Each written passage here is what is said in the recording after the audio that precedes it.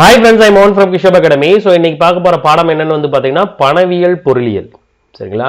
இந்த உலகத்துல எல்லாரும் ஓடிட்டு இருக்குது எதுக்குன்னு வந்து பாத்தீங்கன்னா பணம் சம்பந்தப்பட்ட ஒரு விஷயத்துக்கு தான். எல்லாருமே பணத்துக்காக தான். சரிங்களா?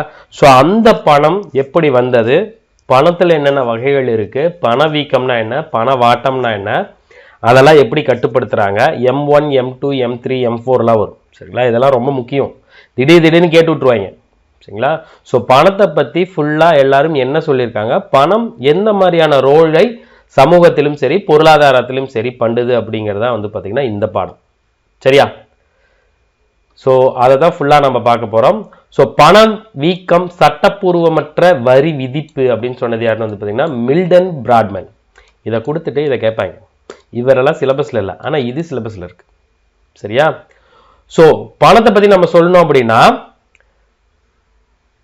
பணம் வந்து பார்த்தீங்கன்னா எல்லாத்துக்கும் யூஸ் ஆகுது. பரிவர்த்தனை, மதிப்புகளை நிர்வகித்தல், மதிப்பீட்டு அலகு எல்லாத்தையும் கட்டமைப்பதற்கானது என்னதுன்னு பார்த்தீங்கன்னா பணம். பணம் பணத்தை நிர்வகிக்கும் நிறுவனங்களை உள்ளடக்கிய பண அமைப்பு முறையின் செயல் விலகுகளை பார்த்தீங்கன்னா இந்த பாடம் ஃபுல்லாக விளக்கும். பணம் என்ற சொல்லின் பொருள் ஒரு பண்டங்கள் பணிகளை நீங்கள் வாங்குவதற்கும் கடனை திருப்பி செலுத்துவதற்கும் தேவைப்படக்கூடிய ஒரு இடையீட்டு கருவி தான் பணம். பணம் அப்படிங்கிறது ஒரு இடையீட்டு கருவி. உங்களுக்கு ஏதாவது ஒரு பண்டம் வேணும், இல்லை ஏதாவது ஒரு பணி வேணும், சேவை வேணும் அப்படின்னா அதை நீங்கள் வாங்குறதுக்கு ஒரு இடையீட்டு கருவியாக இருக்கக்கூடியதான் பணம். பணம் என்பது ஒரு இடையீட்டு கருவி. சரிங்களா? அனைவராலும் ஏற்றுக்கொள்ளப்படும் ஒரு இடையீட்டு கருவி. அது மட்டும் இல்லாமல் கடன்களில் தான் வந்து பார்த்தீங்கன்னா இப்போ உலகமே இயங்கிட்டு இருக்கு. ஸோ கடனை நீங்கள் எதை மூலமாக ஒரு பொருளோட மதிப்பே பணம் தாங்க. இந்த உலகத்தில் சில விஷயங்களை தவிர அதை எல்லாத்துக்குமான மதிப்பு பணத்தின் மூலமாக தான் அளவிடப்படுகிறது. உலகில் அண்மை காலமாக கடனின் முக்கியத்துவம் அதிகரித்து வருது. ஏன் அப்படின்னா கிரெடிட்டில் தான் நாடே இயங்கிட்டு இருக்கு. ஸோ காசோலை, மாற்று சீட்டுகள், கடன் கருவிகள் இதோட பயன்பாடுகள் அதிகப்படுத்திக்கிட்டு வந்தாலும் ஆனால் அதுக்கு எல்லாமே அடிப்படை பணம் தான். சரிங்களா? இப்போ ஒருத்தர்கிட்ட நீங்கள் ஒரு 1 லட்ச ரூபா லேண்ட் ஒன்று வாங்குறீங்க அப்படின்னு வச்சிங்களா, அது அந்த லேண்டோட மதிப்பு அப்படிங்கிறது பணம். பணத்தை பேஸ் பண்ணி தான் அந்த லேண்டே. சரிங்களா? ஸோ கடன்களுக்கான அடிப்படையும் பணம் தான். சரிங்களா? பணத்தின் இலக்கணங்கள் அப்படின்னு கொடுத்துருப்பாங்க. அதில் ரொம்ப முக்கியமானது என்னன்னு வந்து பார்த்தீங்கன்னா இது. அதை பற்றி நிறைய பேர் சொல்லியிருக்காங்க. அதில் ரொம்ப முக்கியமாக சொன்னது வந்து பார்த்தீங்கன்னா வக்கார் அப்படிங்கிறவும் க்ரௌதர் அப்படிங்கிறது. பணம் எதை செய்கிறதோ அதுவே பணம். மணி இஸ் வாட் மணி தஸ். பணம் எதை செய்கிறதோ அதுவே பணம் அப்படின்னு ஒரு விளக்கம் கொடுத்திருக்காரு. பரிவர்த்தனைகளில் பொது ஏற்புத்தன்மை கொண்ட இடையீட்டுக்கரியாகவும் மதிப்பினை இருப்பு வைத்தல் ஆகியவற்றை செய்யும் ஒன்றாகவும் பணம் இருக்கு அப்படின்னு சொன்னது வந்து பார்த்தீங்கன்னா க்ரௌதர். இதெல்லாம் சும்மா படிச்சு வச்சுங்க. சரிங்களா? அதுக்கப்புறம் வர ஒவ்வொன்றுக்கும் நான் விளக்கம் கொடுக்குறேன். சரிங்களா? ஒரு பரிமாற்ற சாதனமாக பொதுவாக ஏற்றுக்கொள்ளப்படும் எதுவும் பணமாக இருக்கலாம். அதே நேரத்தில் அந்த மதிப்பின் அளவையும் மதிப்பின் நிலைகளனாகவும் இருக்கிறது. சரிங்களா? ஸோ மதிப்பின் நிலைகளன் அப்படின்னா என்ன அப்படின்னா ஒரு மதிப்பு இருக்கு அப்படின்னா அந்த மதிப்பு இவ்வளோதான் அதுக்கு மதிப்பு அப்படின்னு ஒரு அளவு ஃபிக்ஸ் பண்ணுறாங்கல்ல, ஒரு நிலை ஃபிக்ஸ் பண்ணுறாங்கல்ல, அதுக்கு அடிப்படை பணம் தான். பணத்தை பேஸ் பண்ணி தான் எல்லாத்தையும் பண்ணுவாங்க. சரிங்களா? பணத்தின் படிநிலை வளர்ச்சி, எவல்யூஷன் ஆஃப் பணம். இந்த பணம் எப்படி வந்துச்சு, பணம் வர்றதுக்கு முன்னாடி என்ன மாதிரியான முறைகள் உலக அளவில் இருந்துச்சு. பணம் ஒரு பரிமாற்ற கருவியாக அறிமுகப்பட்டது தான் மனித குலத்தின் மிகப்பெரிய ஒரு உயரிய பண்பு. ஆக்சுவலாக பணம் வர்றதுக்கு முன்னாடி பண்டமாற்று முறை இருந்துச்சு, கமாடிட்டி எக்ஸ்சேஞ்சுன்னு சொல்லுவாங்க. ஸோ உங்களுக்கு ஒரு பண்டம் இருக்கும், அதற்கு நீங்கள் வேற ஏதாவது வேணும் அப்படின்னா அதற்கு பதிலாக இந்த பண்டம் கொடுத்துறாங்க. அதாவது அந்த காலத்தில் பணம் கண்டுபிடிக்கிறதுக்கு முன்னாடி மனிதர்கள் சமூகமாக வாழ ஆரம்பிக்கிறாங்க. வாழ ஆரம்பிக்கும் போது ஒருத்தர்கிட்ட வந்து பார்த்தீங்கன்னா வேட்டையாடுற குணம் இருக்கு, வேட்டையாடுற திறமை இருக்கு. வேட்டையாடி கறி கொண்டு வர்றாரு. கறியே சாப்பிட்டுட்டு இருக்க முடியுமா? அவருக்கு காய்கறிகள் வேணும், அரிசி வேணும், கோதுமை வேணும், பார்லி வேணும். இப்போ என்ன பண்ணுவாரு, அவர்கிட்ட இருக்கிற கறி இவ்வளோ அளவு கொண்டு போய் கொடுத்து அதற்கு சமமான அரிசியவோ பருப்பையோ கோதுமையோ ஏதாவது வாங்கிட்டு வந்துடுவாங்க. அதாவது உப்புக்கு நேராக மிளகு அப்படின்னு அகனானூரில் சொல்லியிருக்கிறாங்க இல்லையா, உப்புக்கு நேராக தங்கம், மிளகுக்கு நேராக தங்கம்னு சொல்கிறாங்கல்ல. அதாவது தங்கத்தை கொடுத்துட்டு மிளகு வாங்கிட்டு போவாங்க. மிளகு அவ்வளவு மதிப்பானது, தங்கம் அப்ப கம்மியா இருந்துச்சு. ஸோ பொருளை கொடுத்து இன்னொரு பொருளை பண்டங்களை மாற்றிக்கொள்ளும் முறை தான் வந்து பார்த்தீங்கன்னா பண்டமாற்று முறை. பண்டமாற்று முறைகளில் வந்து பார்த்தீங்கன்னா வாங்குறவரும் சரி விற்கிறவரும் சரி நிறைய சிரமத்தை கொண்டு போனாங்க. இப்போ நான் ஒரு 2 கிலோ கறி கொண்டு வரேன். சரிங்களா? கறி அப்ப மதிப்பு குறைவா இருக்கு, ஏன்னா எல்லா பக்கமும் ஆடு மாடு சும்மா தெரியுதுன்னு வச்சுங்களேன். சரிங்களா? ஆடு கோழி தான் சும்மா தெரியுது. இந்த பக்கம் அரிசி ஒரே ஒரு ஆள் தான் விளைவிக்கிறார், அவர்கிட்ட அரிசி 1 மூட்டை தான் இருக்கு. வரவங்க எல்லாம் கறிவா கொண்டு வந்தா எல்லாத்துக்கும் எப்படி நாம் கொடுத்து மாத்துறது? ஸோ நிறைய சிக்கல்கள் வரும்போது என்ன பண்றாங்க, இப்பதான் இதுக்கு இடையீட்டு கருவியா ஒன்று கொண்டு வராங்க. அதுதான் வந்து பணம்.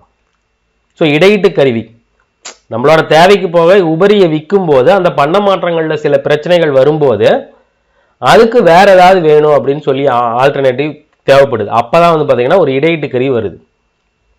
சரிங்களா? ஸோ ஆரம்பத்தில் இடையீட்டு கருவியாக விலங்கின் தோல், உரோமம், உப்பு, அரிசி, கோதுமை, பாத்திரங்கள், ஆயுதங்கள் எல்லாம் பண்ணிட்டு இருந்தாங்க. ஸோ பண்ணங்களை மாற்றிக்கொள்ள முறை தான் பண்ண மாற்று போறீங்க. பாருங்க, என்கிட்ட வாழைப்பழம் இருக்கு, உன்ட்ட ஆப்பிள் இருக்கு. 4 வாழைப்பழம் கொடுத்துட்டு ஒரு ஆப்பிள் வாங்கிக்கிறேன். இப்போ ஒரு கிலோவுக்கு ஆப்பிள் வந்து பாத்தீங்கன்னா ஒரு 5 ஆப்பிள் நிக்குது வச்சுங்களேன். 1 கிலோ வாழைப்பழத்துக்கு ஒரு 30 வாழைப்பழம் நிற்கும். ஒரு வாழைப்பழமும் ஒரு ஆப்பிளும் சமமா இல்லை. அப்ப அதுக்கு சமமானது நம்ம நிறைய கொடுக்கணும். ஸோ இந்த மாதிரியான பிரச்சனைகள் இருந்துச்சு. சரிங்களா? அந்த பண்டமாட்டு முறை முதல்ல யாரால வந்து கொண்டு வரப்பட்டது அப்படின்னா மெசபடோமியா. ஆக்சுவலா மெசபடோமியா தாங்க வரலாற்று அதிகமா தொங்குச்சு. அதனால அங்க சொல்லியிருக்காங்க. பொஷீனியர்கள் அப்படிங்கிறவங்க கடல் கடந்து பல்வேறு நகரங்கள்ல இந்த பண்டமாற்று முறையை அறிமுகப்படுத்தினாங்க. அங்க பண்ணிட்டு இருந்தது இவங்க கண்டங்கடத்து. அடுத்து வந்து பாத்தீங்கன்னா பாபிலோனியர்கள் பண்ண இருந்தாங்க, பண்டமாற்று முறை பண்ணிட்டு இருந்தாங்க. சரியா?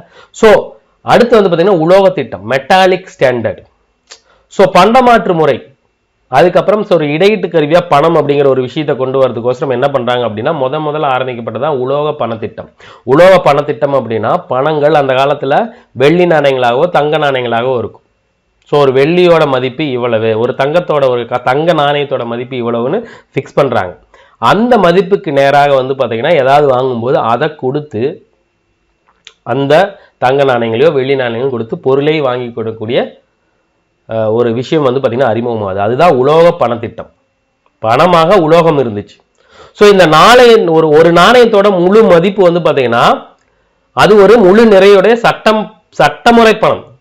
அப்படின்னா இப்போ ஒரு நாட்டுக்கு இந்தியாவில் பல்லவர்கள் குப்தர்கள் வந்து பாத்தீங்கன்னா நாணய முறை கொண்டு வராங்கன்னு வச்சுக்கலாம். அந்த ஒரு நாணயம் ₹1 வேல்யூ இருக்கிற நாணயம் குப்த நாட்டுக்குள்ள எங்க போனாலும் அதோட மதிப்பு 1 தான். 2, அதோட முக மதிப்பும் உள்ளடக்க மதிப்பும் இரண்டும் சமமாக இருக்க வேண்டும். முக மதிப்புனா அதோட ஸ்ட்ரக்சரு, முன்னாடி எப்படி சிம்பிள் வச்சிருப்பாங்க, மூஞ்சி ஏதாவது வச்சிருப்பாங்க, அரசர்களின் மூஞ்சி இல்லை ஏதாவது ஒரு சின்னம் வச்சிருப்பாங்க, அந்த சின்னமும். உள்ளடக்க மதிப்புனா 1 கிராம் நாணயம் 1 கிராம் தான் இருக்கும், 2 கிராம்னா 2 கிராம் தான் இருக்கும். அதுதான் உள்ளடக்க மதிப்பு. ஸோ ஒரு நாணயத்தோட உள்ளடக்க மதிப்பு மாதிரி தான் அந்த இருக்கிற எல்லா நாணயமும் இருக்கும். இப்போ 500 நோட்டு எல்லா 500 நோட்டு ஒரே மாதிரி தானே இருக்கு, நம்பர் மட்டும்தானே வேறுபடுது. அந்த மாதிரி அதுதான் இரண்டும் சமமாக இருக்கும். ஸோ அடுத்த முறை என்ன வருது அப்படின்னா மெட்டாலிக்ல இருந்து பொன் திட்டம், கோல்டு ஸ்டாண்டர்ட் வருது. ஒரு குறிப்பிட்ட அளவிலான பொன் எடையை கொண்ட காசுகள் வந்து பாத்தீங்கன்னா பணமாக வரையறுக்கப்படுகிறது.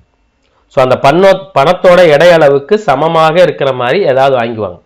இப்போ 1 கிராம் தங்கம் இப்போ எவ்வளோ விற்குது? 7000 8000 இருக்குதா?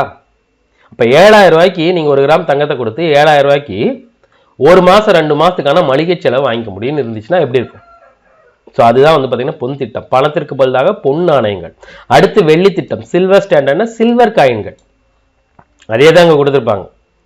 ஸோ நீங்கள் என்ன பண்ணுவீங்க, உலோகத்தின் மதிப்புக்கு ஈடாக வெள்ளி இருக்கும். பணத்தை எப்போ வேணாலும் நீங்கள் வெள்ளியை கொடுத்து பணத்தை வாங்கிக்குவீங்க, அதாவது வெள்ளி நாணயங்களை வாங்கிக்குவீங்க. அந்த வெள்ளி நாணயங்களை கொடுத்து பண்டங்களை வாங்கிக்குவீங்க. மறுபடியும் உங்களுக்கு தேவைப்படும் போது வெள்ளியோ வேற ஏதாவது கொடுத்து வாங்கிக்குவீங்க. ஸோ பணத்தை எப்பொழுது வேண்டுமானாலும் வெள்ளியாக மாற்றிக்கொள்ளும் அனுமதியினை வழங்கியிருந்தது. சரியா? அதுக்கப்புறம் தான் வந்துச்சு கரன்சி ஸ்டாண்டர்ட், காகித பணத்திட்டம். இந்த தங்கம் வெள்ளியெல்லாம் வந்து பார்த்தீங்கன்னா லிமிட்டடான அளவு கிடைக்கும் போது என்ன பண்ணாங்க, காகித பணத்திட்டத்தை கொண்டு வராங்க. காகித பணத்திட்டம் அப்படிங்கிறது மைய வங்கி, சென்ட்ரலைஸ், நம்மளோட ரிசர்வ் பேங்க் இருக்கு பார்த்தியா, அதுதான் வந்து பார்த்தீங்கன்னா பணமாக பணப்புழக்கத்திற்கு பணத்தை வந்து பார்த்தீங்கன்னா காகித பணமாக அடிச்சு விடுவாங்க. ஸோ காகித பண முறையில் பணத்திற்கு ஈடாக உலோகத்தை மாற்ற முடியாது. இப்போ 100 ரூபாய்க்கு உங்களுக்கு தங்கம் வாங்க முடியுமா? வாங்க முடியாது. ஸோ தங்கத்தோட விலை ஏறிக்கிட்டே போகும். ஆனால் 10 வருஷத்துக்கு முன்னாடி 100 ரூபாய்னாலும் இப்போ 100 ரூபாய்னாலும் சமம் தானே. சரிங்களா? இப்போ 2016-17 வந்து பார்த்தீங்கன்னா டிமானிட்டேஷன் கொண்டு வந்தாங்க. அப்போ 500 ரூபா நோட்டு இருந்துச்சு. நோட்டோட அளவு மாறி இருக்கு, நோட்டோட வடிவம் மாறி இருக்கு. ஆனாலும் அந்த 500 ரூபாய்க்கு என்ன மதிப்பு இருந்துச்சோ அதே மதிப்பு தான் இப்போ 500 ரூபாய்க்கு. பண்டங்களின் மதிப்புகள் தான் முன்ன பின்ன போயிட்டு இருக்கும், பணத்தோட மதிப்பு ஒரே மாதிரி இருக்கும். ஸோ காகித பணத்தின் மதிப்பு நிர்ணயம் பொன் வெள்ளி முதலான உலோக மதிப்புகளை சார்ந்ததில்லை. ஏன்னா உலோகங்கள் நாளுக்கு நாள் ஏறிக்கிட்டே போகும்.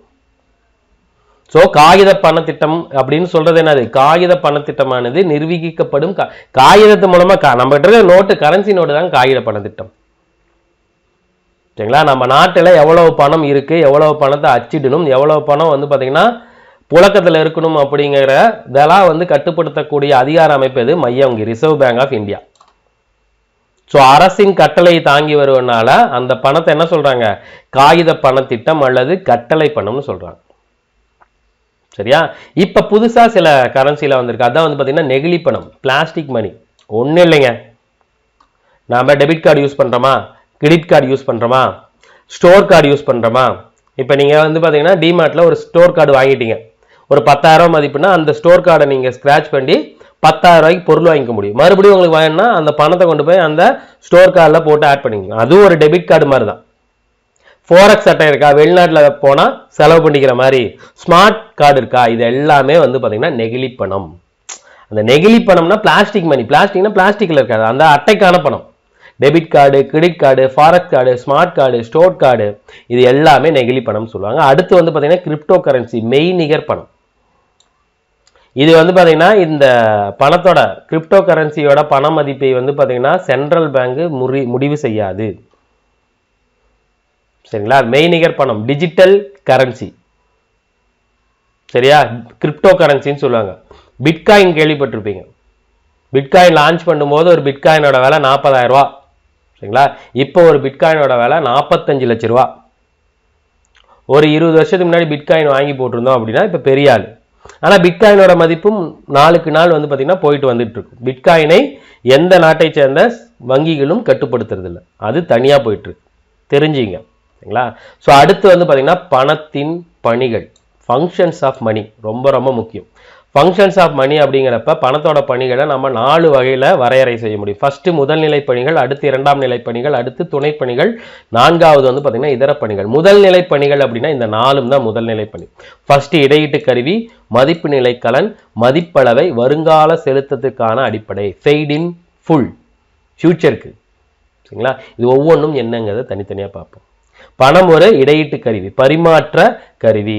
ஸோ பணத்தின் அடிப்படை என்னது? இதுதான் பணத்தோட அடிப்படை பண்பு. நீங்க ஒரு பண்டம் வாங்குறீங்க, ஒரு பரிவர்த்தனை வாங்குறீங்க, எல்லாத்துலேயும் என்ன இடம்பெறும்? பணம் தான் இடம்பெறும். ஸோ ஒரு பரிமாற்று கருவியாக நீங்க ஒரு லேண்டு வாங்கணும் அப்படின்னா லேண்டுக்காரங்களுக்கு ஒரு சென்ட் 30 லட்ச ரூபா போகுது அப்படின்னு வச்சுங்களேன், 30 லட்ச ரூபா பணத்தை கொடுத்து அந்த லேண்டை உங்களுக்கு உரிமையாக பண்ணிருக்கீங்க. ஸோ ஒரு பொருளை இன்னொருவர் வாங்குவதற்கும் மற்றவருக்கும் பொருளை வாங்குவதற்கும் விற்பவருக்கும் இடையே பணம் செலுத்தப்படுகிறது. நீங்க ஒரு பணத்தை வாங்கிக்கிட்டு ஒரு பொருளை விற்பனை செய்யறீங்கன்னா அது விற்பனை. விற்கிறீங்க அப்படின்னா ஒரு பொருளை உங்ககிட்ட இருந்து கொடுக்குறீங்க, அதுக்கு பதில் தான் நீங்க பணம் வாங்கிக்கிறீங்க அப்படின்னா அது விற்பனை.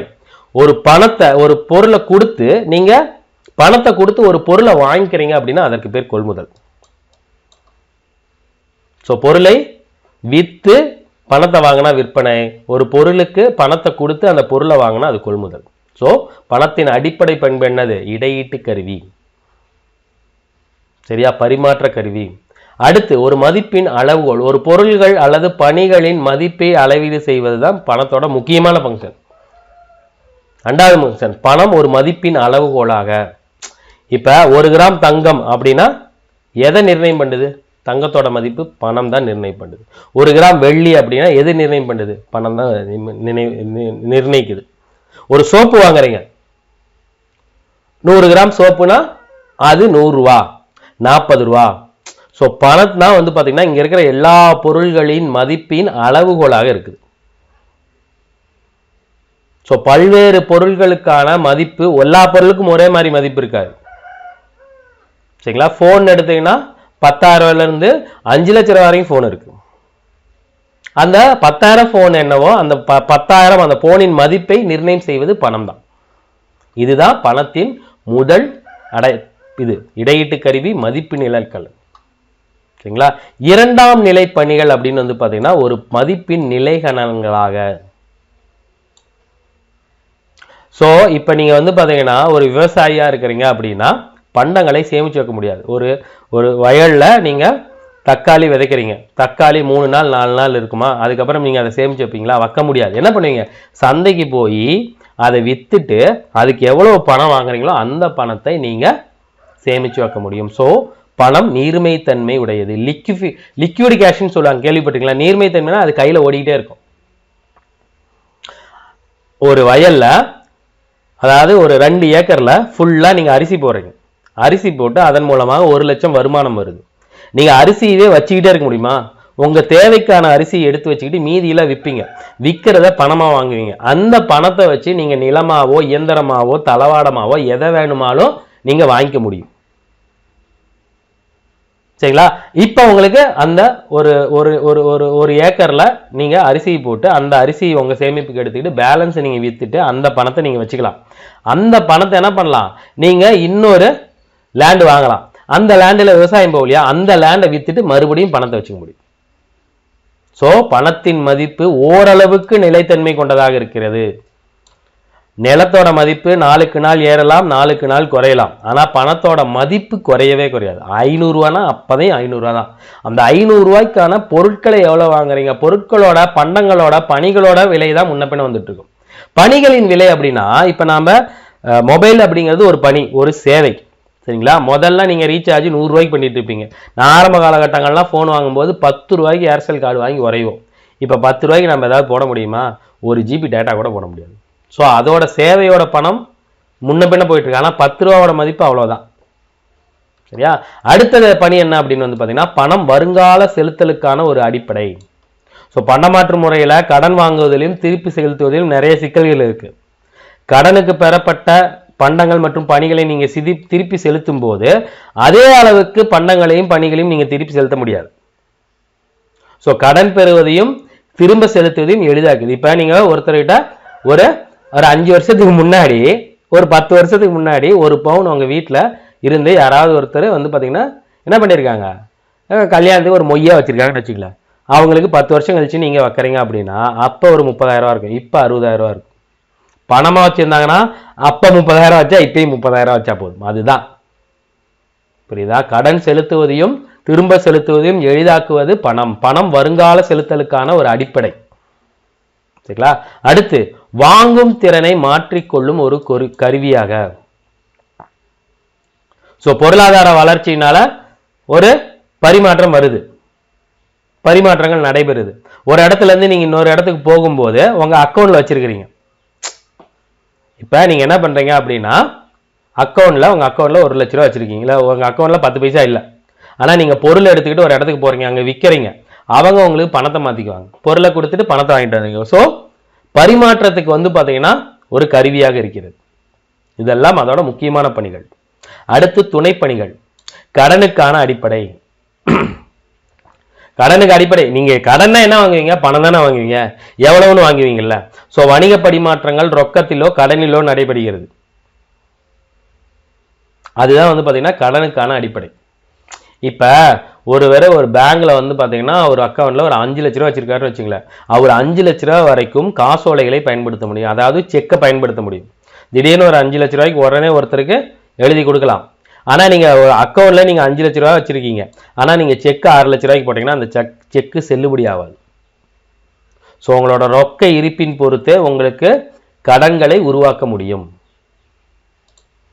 சரியா? அதான் பணம் தான் கடனுக்கான அடிப்படை. எவ்வளவு உங்ககிட்ட இருக்கோ அதுக்கு தான் நீங்க ஏன்னா வந்து கடன் கொடுக்க முடியும். பட் 5 லட்ச ரூபா இருந்தால் 5 லட்ச ரூபாய் தான் செக் போட முடியும். 6 லட்ச ரூபாய்க்கு போட்டால் பவுன்ஸ் ஆகி போயிடும். சரிங்களா? ஸோ கடனுக்கான அடிப்படை.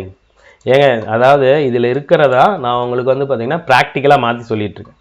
சரியா? ஸோ பணம் நாட்டு வருமான பங்கீட்டுக்கு உதவுகிறது. பண்டமாற்று முறையில் வருமான பங்கீடு சிக்கலான ஒன்று. ஆனால் வருமான பங்கீடுனா எப்படி வரும்? கூலி, வாரம், வட்டி, லாபம், இதுக்கு எல்லாத்தையும் கணக்கிட, நாட்டு வருமானத்தை கணக்கிட பணம் தான் பகிர்ந்தளிக்க முடியும். சரிங்களா? இறுதி நிலை பயன்பாடுகளையும் இறுதி நிலை உற்பத்தி திறன்களையும் சமன் செய்திட பணம் பயன்படுகிறது. ஒரு கன்சூமர் இருக்கார், ஒரு நுகர்வோர் மொத்த பயன்பாட்டை உச்சநிலைப்படுத்தும் போது தாம் நுகரும் பல்வேறு பண்டங்களின் இறுதி நிலை பயன்பாடுகளை துணையுடன் சமன்படுத்த வேண்டியது. என பொருள்களின் விலை பணத்தில் உள்ள நிலையில் இறுதி பயன்பாடுகள் பணத்தின் அலகுகளில் வெளிப்படுத்தும் போதுதான் அவரை ஒப்பீட்டு பயன்பாட்டினை உச்சநிலைப்படுத்த முடியும். புரியலையா? சரி, ரைட், நான் சொல்றேன். அதாவது ஒருத்தர், ஒரு மேனுஃபேக்சரர் ஒரு பொருளை உருவாக்குறாரு, நுகர்வோர் வாங்குறாரு. சரியா? இப்ப நுகர்வோர் என்ன பண்றாரு, ஒரு பொருளை வாங்கணும் அப்படின்னா அந்த மேனுஃபேக்சர் என்ன பண்றாரு, அவர் அந்த ரா மெட்டீரியலு, மேனுஃபேக்சரிங் காஸ்ட், அவரோட லாபம் எல்லாத்துலேயும் அந்த பொருளோட எம்ஆர்பியில ஃபிக்ஸ் பண்ணுவார். அப்ப இவர் அந்த பணம் கொடுத்து வாங்கும்போது லாபம் எல்லாத்தையும் வந்து பார்த்தீங்கன்னா அந்த பொருளோட இதில் வச்சுருவார். ஸோ அவர் பணமாக கொடுக்கும்போது அவருக்கு அது திரும்பி வந்துடும். ஸோ உற்பத்தி திறனை பண அளவுகளில் ஒப்பிட வேண்டியுள்ளது. சரியா? அப்ப ஒருத்தர் லாபம் அதிகமாக வேணும் அப்படின்னா உற்பத்தி திறனை கூட்டணும், நிறைய பேர் வாங்கணும். ஸோ வாங்கும் சக்தியை இதுபடுத்துவது என்னது, பணம் தான் வந்து பார்த்தீங்கன்னா அதை முடிவு பண்ணுது. ஸோ பணம் மூலதனத்தின் உற்பத்தி திறனை உயர்த்துகிறது. மூலதனம், ஸோ பணம் வந்து பார்த்தீங்கன்னா லிக்விட் கேஷாக இருக்கும். ஸோ பணத்தை, ஒரு மூலதனத்தை இன்னொரு வகை மூலதனமாக மாற்றக்கூடிய தன்மை வாய்ந்தது பணம். சரிங்களா? அதாவது ஒரு மூலதனத்தை நீங்கள் இன்னொரு மூலதனமாக மாற்றலாம். இப்போ நீங்கள் நகை வச்சுருக்கீங்க, உங்களுக்கு தொழில் பண்ணணும், என்ன பண்ணலாம், நகையை கொண்டு போய் வச்சு பணத்தை வாங்கி நீங்கள் அந்த தொழிலை மேற்கொள்ளலாம். அதே மாதிரி இறுதிநிலை உற்பத்தி திறன் கொண்ட மற்றொரு மூலதனத்தை கொண்ட பணம் உதவி செய்கிறது. ஸோ அந்த பொருளை வாங்கி, அந்த பணத்தை வாங்கி நீங்கள் பிஸ்னஸ் பண்ணும்போது அந்த பிஸ்னஸ் மூலமாக உங்களுக்கு இன்னொரு ப்ராஃபிட் வரும், அது உங்களுக்கு இன்னொரு மூலதனம். ஸோ உங்களோட உற்பத்தி திறனை அதிகப்படுத்துது. அடுத்து வந்து பார்த்தீங்கன்னா திரும்ப செலுத்தும் திறனை தக்க வைக்க பணம் உதவுகிறது. ஸோ பணம் எப்பயுமே ஒரு ஏற்புத்தன்மை, எல்லாத்தாலையும் ஏற்றுக்கக்கூடிய ஒரு தன்மை வாய்ந்தது. ரொக்க பணத்தை எல்லாருமே, தொழில் செய்றவங்க எல்லாருமே கையில் வச்சிருப்பாங்க. வங்கிகள், காப்பீட்டு நிறுவனங்கள், அரசு, இப்போ அவங்களுக்கு ஒரு பணம் எப்பயுமே ரொக்கத்தை கையில் வச்சுக்கிட்டே இருப்பாங்க. டப்புன்னு விலை குறையும் போது அந்த ரொக்கத்தை கொடுத்துட்டு மற்றதை வாங்கிக்குவாங்க. பெட்ரோலு, கச்சா எண்ணெயோட விலை சர்வதேச மார்க்கெட்டில் இறங்குது, அப்போ கவர்மெண்டோட கையில் ரொக்கமாக பணம் இருக்கணும். பணத்தை கொடுத்துட்டு டாலரை வாங்கிக்கிட்டு டாலரை கொடுத்து அந்த கச்சா எண்ணெயை வாங்கிக்குவாங்க. ஸோ திரும்ப செலுத்தும் திறனை தக்க வைக்க பணம் உதவுகிறது. அடுத்து வாங்கு திறனை குறைக்கிறது. இது வந்து பார்த்தீங்கன்னா பணம், இப்போ வந்து பார்த்தீங்கன்னா வாங்கு திறன் அப்படின்னா ஒரு சாதனத்தை நீங்கள் வாங்கணும் அப்படின்னா என்ன பண்ண முடியும், உங்களுக்கு தேவை இருந்தால் தான் அந்த சாதனத்தை வாங்க முடியும், சேமிச்சு வச்சாதான் வாங்க முடியும். உங்கள்கிட்ட பணம் நிறையா இருந்தால் தான் வாங்க முடியும். ஸோ உங்களோட பணம் உங்கள்கிட்ட எவ்வளோ இருக்குங்கிறத பொறுத்து தான் உங்களோட வாங்குதிறன் இருக்குது. இப்போ இந்த வருஷம் வந்து பார்த்தீங்கன்னா இப்போ தீபாவளி அப்போ நிறைய பேர் நிறைய செலவு பண்ணுவாங்க. காரணம் என்ன அப்படின்னா சம்பளத்தை தாண்டி போனஸ்னு ஒன்று வரும். ஸோ போனஸ் வரும்போது உங்களோட இதர ஆடம்பர செலவுக்கு நீங்கள் யூஸ் பண்ண முடியும். புது புது துணிகள் எடுத்துக்க முடியும், பலகாரங்கள், புதிய பொருட்கள்லாம் வாங்குவாங்க. பார்த்துருக்கீங்களா? தீபாவளி அப்போ போனஸ் வாங்கி ஃப்ரிட்ஜ் வாங்குவாங்க, டிவி வாங்குவாங்க. ஸோ வாங்குதிறனை நிர்ணயிப்பது பணம் தான். பணம் முக்கியமான நீர்மைத்தன்மை உடையது. பணம் ஓடிக்கிட்டே இருக்கும், லிக்யூடாக இருக்கும், நீங்கள் எப்போ வேணாலும் கொடுத்துட்டு கடுத்துட்டு வாங்கிக்கலாம். ஸோ அந்த பணம் நீர்மைத்தன்மை அப்படின்னா லிக்யூடு ஃபேஷன்னா உங்களால் ஈஸியாக அதை எதா வேணாலும் மாற்றிக்க முடியும். இப்போ ஒரு தண்ணியை கொண்டு போய் ஒரு பாத்திரத்தில் ஊற்றினீங்கன்னா அந்த பாத்திர வடிவம் தண்ணி மாறிக்கல, அந்த மாதிரியான ஒரு விஷயம் தான் பணம். நீங்கள் எதை வாங்கணும்னு நினைக்கிறீங்களோ பணத்தை கொடுத்து வாங்கிக்கலாம். சரியா? அடுத்து பண அளிப்பு. இது வந்து பார்த்தீங்கன்னா கொஞ்சம் முக்கியமான ஒரு இது. இந்த இது வந்து பார்த்தீங்கன்னா ரொம்ப முக்கியமானது. முதல்ல பண அளிப்புனா என்னன்னு பார்க்கலாம். ஒரு பொருளாதாரத்தில் மொத்த பணம் எவ்வளோ இருக்குது அப்படிங்கிறது தான் பண அளிப்பு. சரிங்களா? ஒரு நாட்டில் புழக்கத்தில் இருக்கக்கூடிய பணத்தின் அளவு தான் வந்து பார்த்தீங்கன்னா பண அளிப்பு. இந்த பண அளிப்பு தான் வட்டி விகிதத்திலையும் விலைவாசி ஆகியவற்றிலையும் முக்கியமான ஒரு பங்கு இருக்குது. இப்போ நாட்டில் ஒரு 20 கோடி, ஒரு 10 லட்சம் கோடி பணம் ரொட்டேஷன்லேயே இருக்குதுன்னு வச்சுங்களேன், பொருளாதாரம் முன்ன பின்ன வரும். ரொட்டேஷனில் பணத்தை பதுக்குறாங்க, பணம் குறையுது அப்படிங்கிறப்ப விலைவாசியில் ஏறும், வட்டி வீதம் ஏறும். அப்போ என்ன பண்ணுறோம், பணம் ஃப்ளோவில் இருந்தால் தான், ஓட்ட நிலையில், தடையில்லா ஓட்ட நிலையில் தான் இருக்கணும். ஸ்டாக்காக இருந்துச்சு அப்படின்னா ஃப்ளோவுக்கு பணத்தை மறுபடியும் அச்சடிச்சு விடுவாங்க. இப்போ நீங்கள் ரெகுலராக பார்த்தீங்கன்னா இந்த 100 ரூபா 10 ரூபா நோட்டு புழக்கத்தில் குறைஞ்சிக்கிட்டே வருது. பார்த்தீங்களா? ரீசெண்ட் டைமில் 10 ரூபா நோட்டு கிடைக்கிறதே சிரமமாக இருக்குது. 10 ரூபாய்க்கு பதிலாக 20 ரூபா புழக்கத்தில் வருது. அப்போ 10 ரூபாவின் பொருள்கள் எல்லாமே என்ன பண்ணுறாங்க, 10 ரூபாய்க்கு மேலே வைக்க ஆரம்பிக்கிறாங்க, விலைவாசி ஏறுது. ஸோ பணம் புழக்கத்தில் இருக்கணும். ஸோ பண அளிப்பின் பொருள் இங்க பாருங்க, இந்தியாவில் காகித பணங்கள் இருக்கு இல்லையா, 50 ரூபா நோட்டு, 10 ரூபா நோட்டு, 100 ரூபா நோட்டு, 200 ரூபா நோட்டு, 500 ரூபா நோட்டு, இது எல்லாத்தையுமே அச்சடிக்கிறது எது, ரிசர்வ் பேங்க் ஆஃப் இந்தியா. இந்த 10 ரூபா காயின், 20 ரூபா காயின், 5 ரூபா காயின், 2 ரூபா காயின், 1 ரூபா காயின்லாம் அச்சடிக்கிறது வந்து பார்த்தீங்கன்னா மத்திய அரசின் நிதித்துறை, ஃபினான்ஸ் மினிஸ்ட்ரி. ரெண்டையும் பார்த்துங்க. நாணயங்களை ரிசர்வ் பேங்க் அச்சடிக்காது, ஃபினான்ஸ் மினிஸ்ட்ரி தான் அச்சடிக்கும். சரிங்களா? இது மட்டும் புழக்கத்தில் இல்லாமல் மக்கள் வந்து பார்த்தீங்கன்னா வங்கிகளில் பல்வேறு கரண்ட் அக்கௌண்டாவோ சேவிங் அக்கௌண்டாவோ எஃப்டியாவோ பணம் வச்சிருப்பாங்க. அதுவும் வந்து பார்த்தீங்கன்னா பணமாக தான் கருதுவாங்க. எஃப்டி வச்சிருப்பீங்களா, சேவிங்ஸ் வச்சிருப்பீங்களா, வேற ஏதாவது முறையில் வந்து பார்த்தீங்கன்னா பணத்தில் வச்சிருப்பீங்களா, அக்கௌண்ட்ல வச்சிருப்பீங்களா, அதுவும் பணம் தான். ஸோ பண அளிப்பில் வந்து பார்த்தீங்கன்னா அதை 4ஆக பிரிக்கலாம். M1, M2, M3, M4. மணி 1, மணி 2, மணி 3, மணி 4. இந்த புழக்கத்தில் இருக்கக்கூடிய காகித பணங்கள், நாணயங்கள், கேட்பு வைப்புகள்,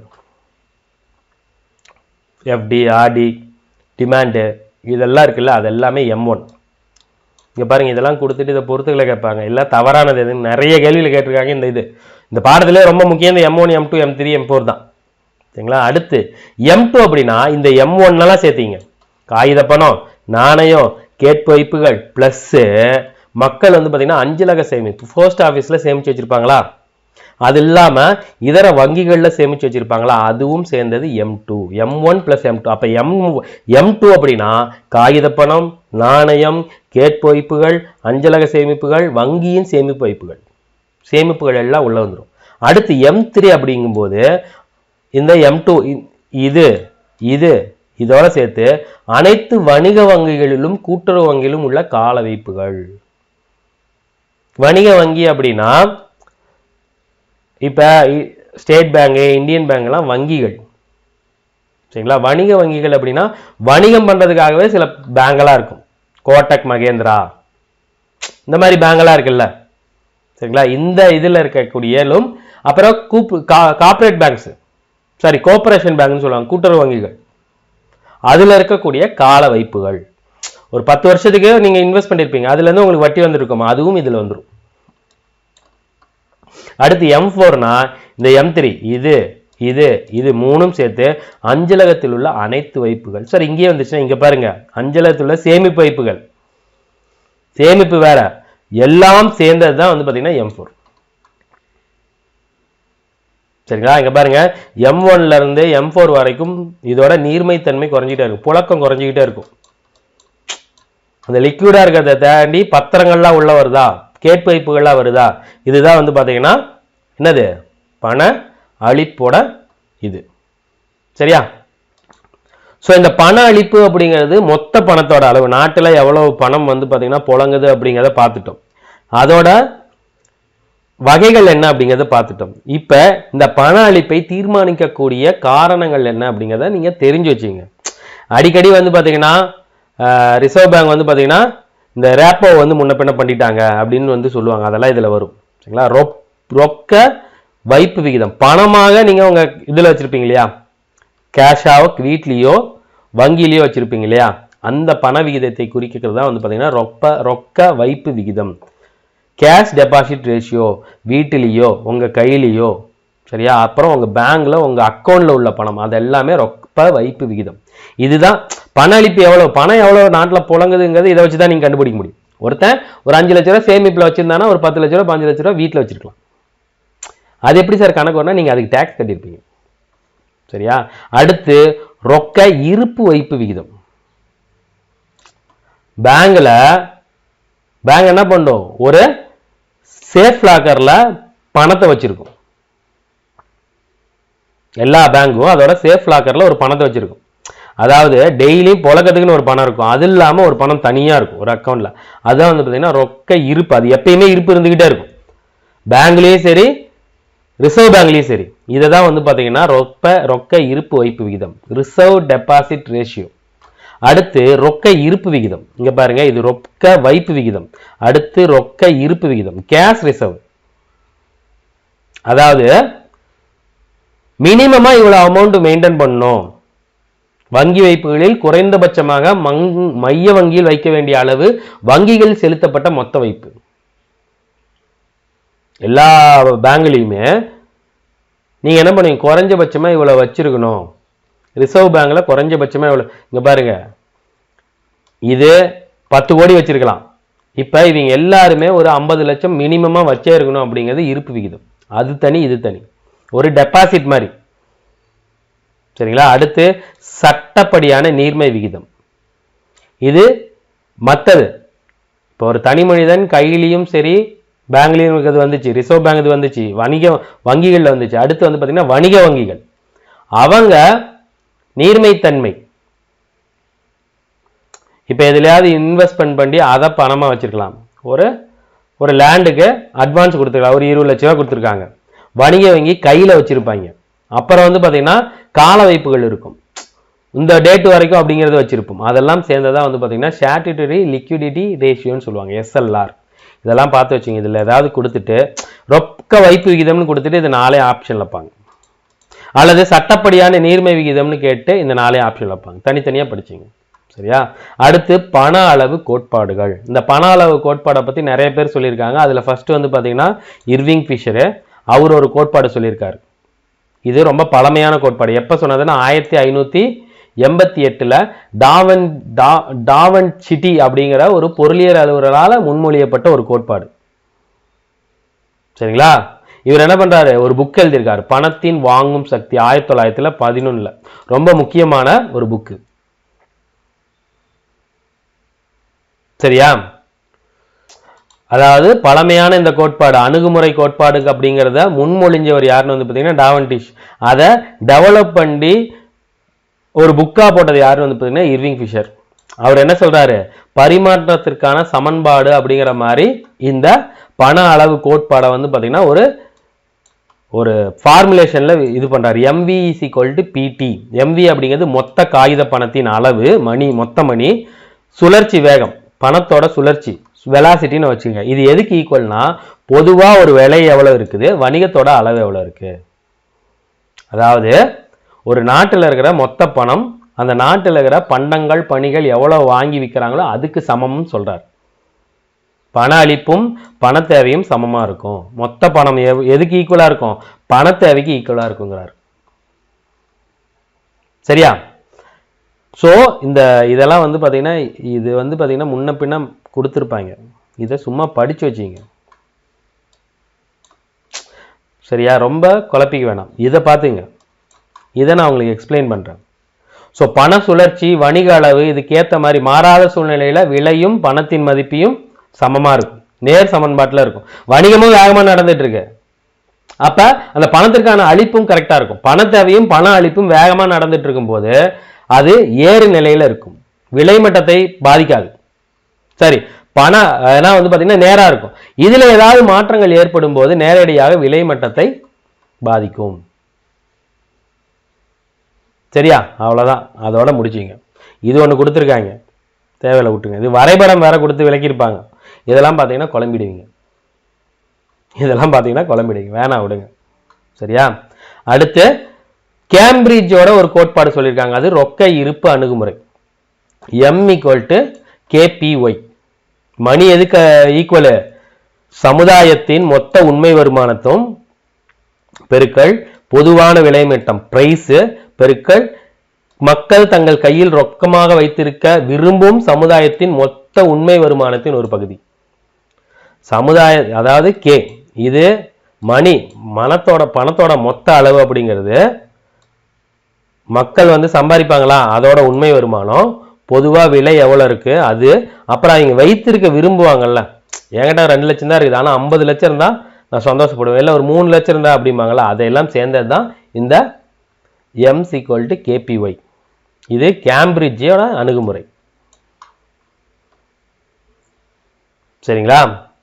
ஸோ இதை முன்ன பின்ன கொடுத்துருக்காங்க. இதை தலைகீழியா மாற்றும் போது பணத்தின் வாங்கும் சக்தி பண மதிப்பினை கண்டறிய முடியும். இந்த பணத்தை எப்படி இதெல்லாம் வந்து பார்த்தீங்கன்னா உங்களுக்கு முன்ன பின்ன சொதப்பும், குழப்பும் என்ன கேட்டால். இதெல்லாம் சும்மா பார்த்து வச்சுங்க. இது கின்ஸோட சமன்பாடு, இதெல்லாம் சும்மா பார்த்து வச்சுங்க.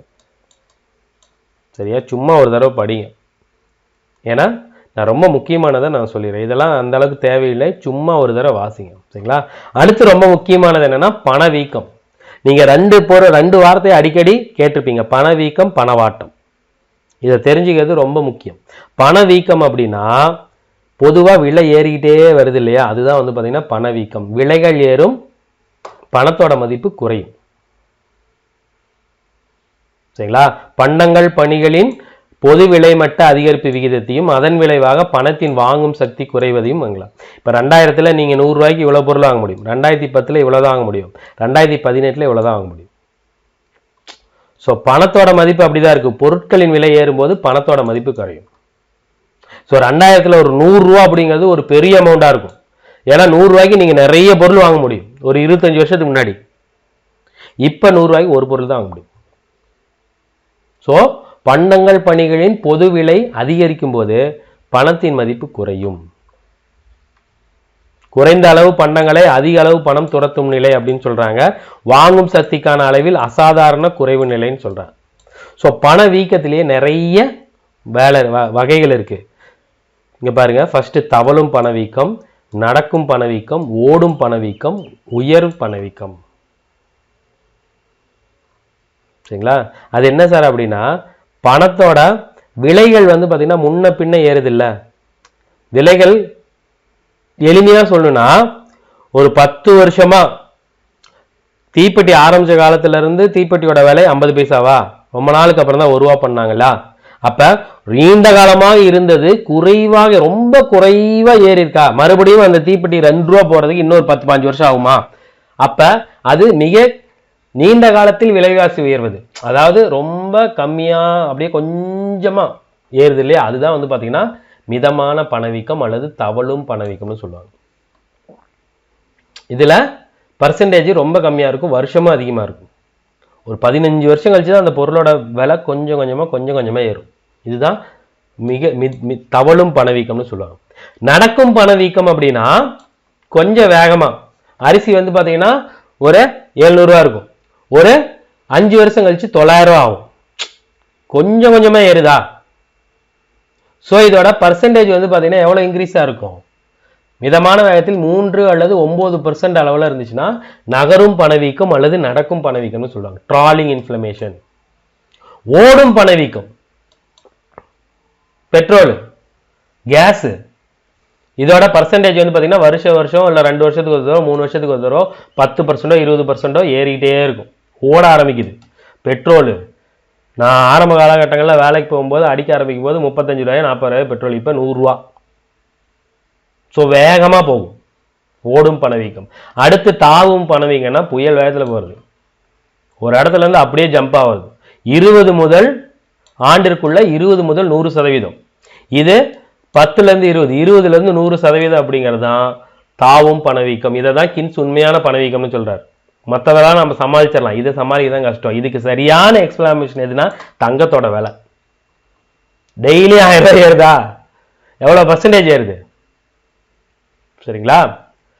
சோ அடுத்து வந்து பாத்தீங்கன்னா தேவை இழுப்பு பணவீக்கம், செலவு உந்து பணவீக்கம்னு சொல்றாங்க. இது 2 இருக்கு தனியா,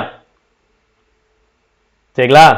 தேவையும் அளிப்பும் பணவீக்கத்தை தீர்மானிக்கும். எவ்வளவு தேவையோ அந்த அளவுக்கு அளிக்கும் போது, அளிப்பு நிலையாக இருக்கும் போது, பண்டங்களுக்கான தேவை அதிகரிக்கும் போது விலைவாசி உயரும். ஸோ 2க்கு ஈக்குவலாக இருக்கும். உங்களுக்கு நிறைய பணம் வரும், நிறைய பொருட்களை வாங்குவீங்க.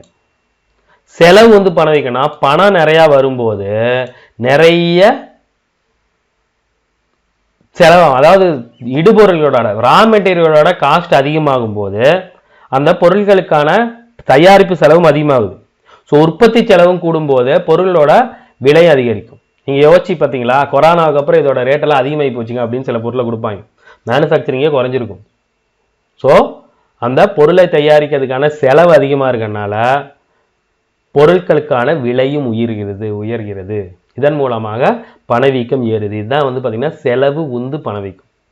அவங்க அதிகமாக கொடுக்கறனால இவங்க அதிகமாக விலை வைக்க வேண்டியது இருக்கு, சரிங்களா? அடுத்து கூலி விலை சூழல். கூலிக்கும் விலைக்குமான பணவீக்கத்துக்குமான உயர்வு வந்து பார்த்தீங்கன்னா ரொம்ப முக்கியம். கூலி உயரும் போது செலவிட தகுந்த வருமானம் உயருது. உங்களுக்கு கூலி ஒரு 100 ரூபாய் இருந்தீங்க, திடீர்னு 150 ரூபா இருக்கும்போது நீங்க என்ன பண்ணுவீங்க, ஒரு இன்னும் ஏதாவது நம்ம வாங்கி சாப்பிடலாம், இன்னும் நல்லதா ஏதாவது உடுத்தலாம் தோணும். ஸோ கூலி உயரும் போது பண்டங்களுக்கான தேவையும் உயர்கிறது, தேவை உயரும் போது பண்டங்களுக்கான விலையும் உயர்கிறது. ஸோ விலைவாசி உயரும் போது மக்கள் என்ன பண்ணுவாங்க, கூலி சேர்த்தி கொடுங்கன்னு கேட்பாங்க. ரெண்டுக்குமே இன்டர் கனெக்ட். பணம் அதிகமாக வரும்போது செலவிட தகுந்த வருமானமும் கூடும். அதன் மூலமாக பொருளோட உற்பத்தி அதிகமாகும். உற்பத்தி அதிகமாகும் போது அந்த பொருளுக்கான டிமாண்ட் அதிகமாகும். டிமாண்ட் அதிகமாகும் போது அந்த பொருளுக்கான விலையும் அதிகமாகும். இதுவே விலைவாசி ஏறிடுச்சு, இப்போ என்ன பண்ணுவாங்க, கூலியை சேர்த்து கேட்பாங்க. ஆரம்ப காலகட்டங்களில் நீங்கள் ஒரு இடத்துலேருந்து இன்னொரு இடத்துக்கு போகும்போது அவங்க வந்து பார்த்தீங்கன்னா ஒரு 50 ரூபா கொடுங்கன்னு ஆட்டோக்காரங்க கேட்குறாங்கன்னா, பெட்ரோல் விலை ஏறும்போது அந்த அடுத்த தடவை நீங்கள் போகும்போது 70 ரூபா கேட்பாங்க. ஸோ அதுதான் கூலி விலை சூழல். தூண்டும் அடிப்படையில் மற்ற பணவீக்கத்துக்கான காரணங்கள் என்ன? காகித பணவீக்கம். காகித பணத்தை ரிசர்வ் பேங்க் தான் விடும். விலைவாசி உயர்வு ஏற்படும் போது உங்களுக்கு பணவீக்கம், பணத்தை ஃப்ளோ வந்து குறையும், மக்கள் கையில் இருக்காது. ஏன்னா விலைவாசி உயரும்போது அதை கொடுத்து வாங்கிடுவாங்க, கையில் பணம் இருக்காது. Currency inflammation. அடுத்து கடன் பணவீக்கம். வணிக வங்கிகள் தாராளமாக கடன் கொடுக்கும்போது விலைவாசியும் சரி, பணம் மக்கள் கையில் புரளுது, எல்லாரும் கடன் வாங்கி கார் வாங்கும்போது கார் விலை ஏறும். அதான் கடன் பணவீக்கம், கிரெடிட் இன்ஃப்ளமேஷன். அடுத்து வரவு செலவு பற்றாக்குறை தூண்டல். பட்ஜெட்டில் டெபிசிட் உள்ளது, பட்ஜெட்டில் துண்டு விழுந்துருச்சுன்னு வச்சுங்களேன், அப்போ என்ன பண்ணுறோம், மக்கள்கிட்ட ஃப்ளோ அதிகப்படுத்துகிறோம். அப்போ நிறைய பணத்தை அச்சடித்து பயன்பாட்டு கூடும். இதன் மூலமாக விலைவாசி உயரும், மக்கள் கையில் பணம் பொருளும், வரவு செலவு இந்த பட்ஜெட்டில் உள்ள ஒரு துண்டுனால பணவீக்கம் ஏறுது அப்படின்னா அதான் வரவு செலவு பற்றாக்குறை தூண்டல் பணவீக்கம். அடுத்து லாப தூண்டல் பணவீக்கம். இப்போ ஒருத்தன் 10 ரூபா ஒரு பொருளை லாபம் பார்த்துட்டு இருக்கான், அவன் 5 ரூபாய்க்கு லாபம் பார்க்கணும், என்ன பண்ணுவான், எம்ஆர்பியில் ஏற்றுவான். ஸோ லாபத்துக்கோசரம் பொருளோட விலை ஏறும்போது, விலைவாசி ஏறும்போது பணத்தோட மதிப்பு குறையதான் பணவீக்கம் இல்லையா? ஸோ லாபத்தை நோக்கத்தில் விலைவாசி ஏற்றுறது தான் வந்து பார்த்தீங்கன்னா லாப தூண்டல் பணவீக்கம். அடுத்து பற்றாக்குறை தூண்டல் பணவீக்கம். இப்போ வேளாண்மை, அப்போ வந்து பார்த்தீங்கன்னா திடீர்னு பருவமழை பெய்யல, திடீர்னு புயல் வந்துருச்சுங்கும் போது பொருட்களுக்கான உற்பத்தி குறைஞ்சி போயிடும். ஏன்னா திடீர்னு மழை வந்து நெல்லெல்லாம் அடிச்சுட்டு போயிடுச்சுங்க, சரியா? அப்போ நெல்லோட உற்பத்தி கம்மியாக இருக்கும், அப்போ நெல் அதிக விலைக்கு விற்கும். இன்னொரு முக்கியமானதுக்கு இந்த பற்றாக்குறை தூண்டலுக்கான பணவீக்கம் என்னன்னா பதுக்கல் நடவடிக்கை, கருப்பு சந்தை நடவடிக்கை. திடீர்னு வெங்காயத்தோட விலையும் தக்காளி விலையெல்லாம் ஏறி போயிடும், பார்த்துருக்கீங்களா? அப்போ என்ன பண்ணுவாங்க அப்படின்னா, திடீர்னு எல்லாரும் வெங்காயத்தை பதுக்கி வச்சிருவானுங்க. 20 ரூபாய்க்கு வித்துட்டு இருந்த வெங்காயம் திடீர்னு 100 ரூபா ஆகும். அப்போ இந்த பற்றாக்குறையினால பொருட்களின் விலைவாசி ஏறதா வந்து பார்த்தீங்கன்னா பற்றாக்குறை தூண்டல் பணவீக்கம். கருப்பு சந்தை பதுக்கல் நடவடிக்கையினால் பற்றாக்குறையினால விலைவாசி ஏறும். அடுத்து வரி தூண்டல் பணவீக்கம். திடீர்னு வரியை வந்து அதிகப்படுத்திட்டாங்க, ஜிஎஸ்டி வந்துருச்சுன்னு. இப்பெல்லாம் ஜிஎஸ்டி சேர்த்து நம்மளுக்கு பில்லு போறாங்களா? இதனால பெட்ரோல் டீசல்லாம் ஏறுதா? இல்லைனா வந்து பார்த்தீங்கன்னா நாம கச்சா எண்ணெய் வந்து பார்த்தீங்கன்னா இறக்குமதி பண்ணும்போது பீப்பாய்க்கு இவ்வளோன்னு இன்க்ரீஸ் பண்ணுறாங்களா? அதன் மூலமாக விலைவாசி ஏறுதா, பெட்ரோல விலை ஏறுதா? இதான் பார்த்தீங்கன்னா வரி தூண்டல் பணவீக்கம், டாக்ஸ் இன்டியூஸ்டு இன்ஃப்ளேஷன். சரியா? அடுத்து பணவீக்கத்திற்கான காரணங்கள். பணவீக்கத்துக்கான இதெல்லாம் தூண்டல்கள். பணவீக்கத்துக்கான காரணம் என்னன்னா இதே தான் இங்கே ஒரு நிறைய. ஃபர்ஸ்ட் பண அளிப்பு உயர்வு. காகித பணம் தேவை உயருது, அதனால பண அளிப்பு உயருது. பண அளிப்பு, பணம் நிறைய கொடுக்கறதுனால பணவீக்கம் ஆகுது. செலவிட தகுந்த வருமானம் உயர்வு. மக்கள் கையில பணம் நிறைய போகும்போது அதை வாங்கலாமா இதை வாங்கலாமான்னு தோணும். அப்போ உங்களோட வரவு செலவு தவிர எக்ஸ்ட்ரா இருக்கிற பணம் தான் வந்து பார்த்தீங்கன்னா நீங்கள் செலவு பண்ண முடியும். சேமிப்பு விட்டுருங்க, வரவு செலவு போக நீங்கள் உங்களுக்கு இன்னும் பணம் அதிகமாக வருது. இன்க்ரிமெண்ட் வரும்போது அந்த இன்க்ரிமெண்ட்டுக்கான ஒரு செலவு நீங்கள் பண்ணுவீங்க. அல்லது வரி விகித குறைப்பு. திடீர் இப்போ வந்து பார்த்தீங்கன்னா கவர்மெண்ட் டேக்ஸை கம்மி பண்ணியிருக்கு. அதாவது வருமான வரி இதை வந்து பார்த்தீங்கன்னா உச்சவரம்பை வந்து பார்த்தீங்கன்னா 12 லட்சம் வரையும் கொண்டு போயிட்டாங்க. அப்போ அந்த டாக்ஸ் கட்டுற பணம் உங்களுக்கு மீதியாகும், அப்போ அதை நீங்கள் செலவு பண்ணுவீங்க. அதுதான் செலவிட தகுந்த வருமான உயர்வு. அடுத்து உயர்ந்து வரும் பொது செலவுகள். பாலம் கட்டுறதுனா இப்போ ரேட் ஆகுது, வளர்ச்சி திட்டங்கள் பண்ணும்போது ரேட் ஆகுது. இதன் மூலமாக பொது செலவுகளின் அளவு கூடுது, அதன் காரணமாக பணவீக்கம் வருது. நுகர்வோர் செலவு அதிகரித்தல். நிறைய பேர் நிறைய தேவையில்லாதெல்லாம் வாங்குறாங்க, இதனால விலைவாசி ஏறுது. நிறைய பேர் இப்போ வந்து பார்த்தீங்கன்னா வாரத்தில் ஒரு நாள் வீட்டில் பாஸ்மதி ரைஸ் மூலமாக பிரியாணி பண்ணணும்னு ஆசைப்படும் போது பாஸ்மதியோட ரைஸு ஆல்ரெடி ரேட் அதிகமாக இருக்கும், எல்லாரும் வாங்கி பழகும் போது என்ன பண்ணும், அதோட ரேட்டு கூடும். அடுத்து மலிவு பண கொள்கை. மலிவு பணம் எல்லாம் கடனோட அளவு வந்து பார்த்தீங்கன்னா ரிசர்வ் பேங்க் வந்து பார்த்தீங்கன்னா அதிகப்படுத்துது. நிறைய பேர் நிறைய கடன் வாங்கிக்கலாங்கும் போது வணிக வங்கிகள் கடன் வாங்கும். வணிக வங்கிகள் அதிகமாக கடன் வாங்கும்போது நிறைய பேருக்கு கடன் கொடுக்கும். நிறைய பேர் கடன் கொடுக்கும் போது நிறைய பேர் நிறைய வாங்குவாங்க, தேவை உயரும், விலைவாசி உயரும். புரியுதா? அடுத்து பற்றாக்குறை நிதியாக்கம். நான் மேலே சொன்னோம் இல்லையா, பட்ஜெட்டில் துண்டு விழுவும் போது பணவீக்கத்தை இவங்களே பண்ணுவாங்க. எப்படி? நிறைய பணத்தை வந்து பார்த்தீங்கன்னா காகித பணம் அச்சடிப்பாங்க. ஸோ மக்கள் கையில் பணம் பொருள ஆரம்பிக்கும். இதன் மூலமாக விலைவாசி உயர்ந்து பணவீக்கம் அதிகமாகும். சரிங்களா? அடுத்து கணக்கில் காட்டப்படாத சொத்துக்கள் கருப்பு பணம், லஞ்சம், வரி ஏய்ப்பு, இதன் மூலமாக என்ன பண்ணுவாங்க? பணத்தை சேர்த்துவாங்க. அதன் மூலமாக பகட்டா செலவு பண்ணுவாங்க. பொருட்களோட விலை வந்து பார்த்தீங்கன்னா ஏறும். அதனால பணவீக்கமும் அதிகமாகும். ஸோ பொதுக்கடனை மீளச் செய்தல், அதாவது அமெரிக்காட்ட இருந்து ஒரு 2 கோடி ரூபாய் டாலர் வாங்கியிருக்காங்கன்னு வச்சுங்களேன், அதை அரசு திரும்ப செலுத்தும் போது இவங்க கையில் கொஞ்சம் பணம் குறையுமா? அப்போ மொத்தமாக பணம் தேவைப்படும். அப்போ அடிப்பாங்க பணத்தை, மறுபடியும் புதிய பணத்தை ஃப்ளோவில் விடுவாங்க, பணவீக்கம் ஏற்படும். சரியா? ஏற்றுமதி உயர்வு, திடீர்னு இறக்குமதிக்கு பதிலாக ஏற்றுமதி அதிகப்படுத்துகிறாங்க அப்படின்னா உள்நாட்டில் அந்த பொருளோட விலைவாசி ஏறும். இப்போ ஒரு தடவை என்ன பண்ணாங்கன்னா, அரிசி நம்மளுக்கு டிமாண்டாக இருக்கும்போது நிறைய அரிசி ஏற்றுமதி பண்ணி அதுக்கப்புறம் வந்து பார்த்தீங்கன்னா பாஸ்மதி ரைஸை தவிர எதுவும் ஏற்றுமதி பண்ணக்கூடாதுன்னு சட்டம் போட்டுச்சு. காரணம் என்னன்னா, அங்கே ஏற்றுமதி நீங்கள் இருப்புக்கே இல்லாமல் ஏற்றுமதி பண்ணும்போது இங்கே இருப்பு குறையும், அந்த இருப்பு இருக்கக்கூடிய சாதாரண பொருளின் விலை ஏறும், பணவீக்கம் ஏறும். சரிங்களா? இந்த பணவீக்கத்தோட விளைவுகள் என்ன அப்படின்னு பார்க்கலாம். ஸோ உற்பத்தியில் மீதான விளைவு, பகிர்வின் மீதான விளைவுகள். ஸோ மிதமான பணவீக்கம் குறிப்பிட்ட லெவலில் மட்டும் ஏறிக்கிட்டு போகுது அப்படின்னா அது எல்லாத்துக்குமே நல்லதாக இருக்கும். உற்பத்தியாளர்களுக்கும் வணிகளுக்கும் ஒரு ஊக்கமாக இருக்கும். விலைவாசி அப்படியே மைல்டாக ஏறுது, பொருளும் நல்லா விற்கும் போது அவங்க என்ன பண்ணுவாங்க? லாபம் பார்க்கறதுக்கோசரம் நிறைய பொருளை மேனுஃபேக்சரிங் பண்ணுவாங்க. அதன் மூலமாக நிறைய பேருக்கு வேலை வாய்ப்பு வரும். சரிங்களா? ஸோ மிதமான பணவீக்கம் எல்லாத்துக்குமே நல்லது. ஆனால் அதே சமயம் திடீர்னு அதிகமாக போயிடுச்சுன்னா மக்களோட சேமிப்பெல்லாம் குறைஞ்சி போயிடும். நீங்கள் சேமிச்சுக்கிட்டே இருப்பீங்க, திடீர்னு கரண்ட் பில்லு சேர்த்து பண்ணிவிட்டாங்கன்னா உங்களோட சேமிப்புக்கான பர்சன்டேஜ் குறைஞ்சி அதை கட்ட ஆரம்பிப்பீங்க. சரிங்களா? அதே மாதிரி பணவீக்கத்தின் காரணமாக பணத்தின் மதிப்பு குறிப்பிடத்தக்க அளவு குறைவதால், பணவீக்கம்னா விலைவாசி ஏறுமா? விலைவாசி 100 ரூபாய்க்கு வித்துட்டு இருந்து திடீர்னு 150 ரூபாய் இருக்கும்போது 100 ரூபா உங்களுக்கு மதிப்பில்லாதா போயிடும்.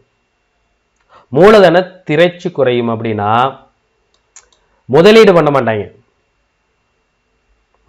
முதலீடு பண்றதுனால மூலதனம் கேபிட்டல் இன்வெஸ்ட்மெண்ட் செய்யறாரு. ஸோ அதிகமான இந்த பணவீக்கம் அதிகமாகும் போது உற்பத்தி மேலே என்னங்கிறது விளைவு தான் பார்த்துட்டு இருக்கிறோம். என்ன பண்ணுவாங்க? வணிகர்கள், இந்த தொழில் முனைவர்கள்லாம் கொஞ்சம் வந்து பார்த்தீங்கன்னா என்னடா எவ்வளோ பண்ணாலும் நம்மளுக்கு லாபம் நிற்க மாட்டேங்குதுன்னு சொல்லிட்டு அந்த மூலதனத்தை குறைப்பாங்க, மேனுஃபேக்சரிங் பண்ணுறதையே குறைப்பாங்க, வேலையை விட்டு நிறைய பேரை தூக்குவாங்க.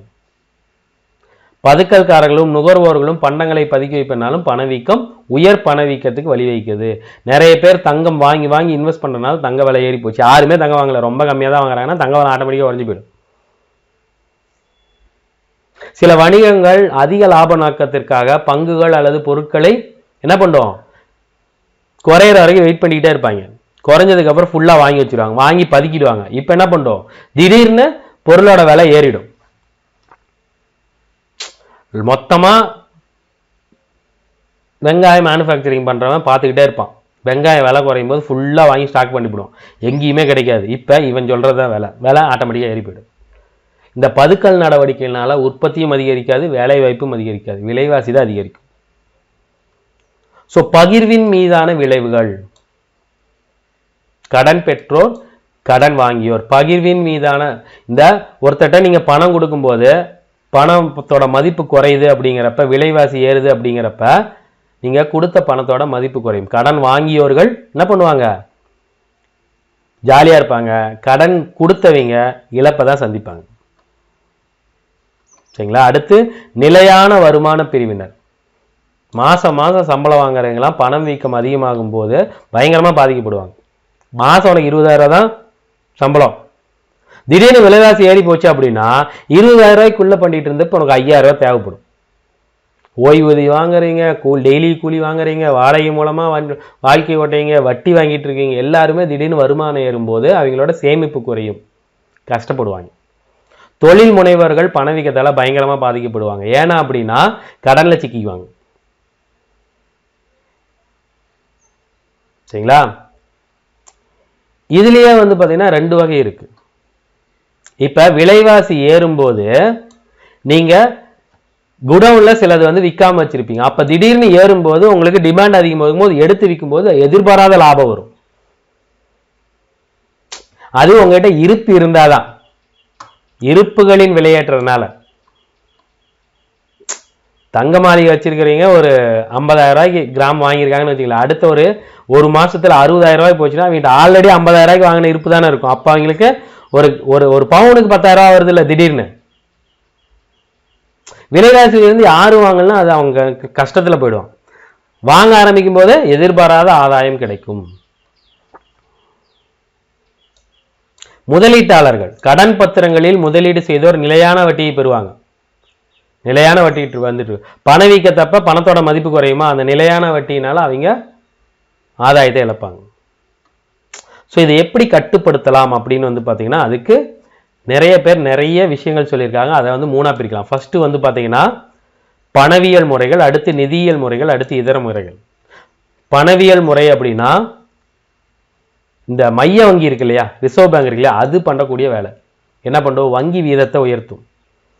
வங்கிக்கு வட்டி கொடுக்குற விதத்தை உயர்த்தும். அப்போ வட்டி யாரும் வாங்க மாட்டாங்க, பணம் புழங்காது, பணத்தோட மதிப்பு அதிகரிக்கும், பொருள்களின் விலை குறையும். யாருமே வாங்கலை அப்படின்னு வச்சுங்களேன், யாருமே வாங்கலை அப்படின்னா ஆஃபரில் தானே விற்பாங்க. சரிங்களா? அடுத்து அரசு பத்திரங்களை விற்பாங்க, ரொக்க இருப்பு விகிதத்தை உயர்த்துவாங்க, ரெப்போ ரேட்டும்பாங்க. அடுத்து நுகர்வோர் கடனை நிறைய பேர் கடன் வாங்காத கட்டுப்படுத்துவாங்க. இதை தான் கேளு, 60 வயசுக்கு மேலே கடன் கொடுக்காத, வேலைக்கு போனால் கடன் கொடுக்கும் போது நீங்கள் கடன் வாங்க மாட்டீங்க. கடன் வாங்காத போது உங்கள் கையில் பணம் பொருளாது. அப்போ பணம் இல்லைங்கிறப்ப நீங்கள் எதையும் வாங்க மாட்டீங்க, ஆட்டோமேட்டிக்காக விலை குறையும். கடன் விளிம்பு நிலையை உயர்த்துதல். இவ்வளவுதான் உங்களோட கிரெடிட் லிமிட்னு இருக்குன்னு வச்சுங்களேன். கட்டுப்படுத்துது, கிரெடிட் லிமிட்டை அதிகப்படுத்துறாங்க. மீள் வாங்கல் விகிதம், இதான் ரெப்போ ரேட்டு. திரும்ப வீழ் வாங்குதல் விகிதம் ரிசர்வ் ரெப்போ ரேட். அதாவது கடன் கொடுத்துருக்குமா, கடன் கொடுக்கறதுக்கு ஒரு ரேட்டு ஃபிக்ஸ் பண்ணுமா, அதான் ரெப்போ ரேட்டு. கடன் திருப்பி செலுத்துறதுக்கு ஒரு ரேட்டு ஃபிக்ஸ் பண்ணுமா, அதுதான் ரிவர்ஸ் ரெப்போ ரேட்டு.